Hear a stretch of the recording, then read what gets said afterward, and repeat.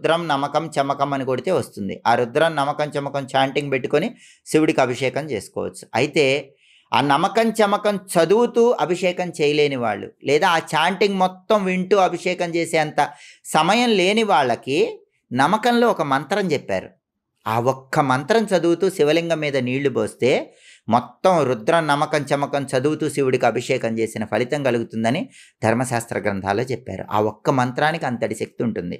ఆ మంత్రం ఏంటంటే, ఓం నమస్తే అస్తు భగవన్ విశ్వేశ్వరాయ మహాదేవాయ త్ర్యంబకాయ త్రిపురాంతకాయ త్రికాగ్నికాలాయ కాలాగ్నిరుద్రాయ నీలకంఠాయ మృత్యుంజయాయ సర్వేశ్వరాయ సదాశివాయ శ్రీమన్మహాదేవాయ నమః. ఇది నమకంలో చెప్పబడినటువంటి ఒక ప్రత్యేకమైన మంత్రం.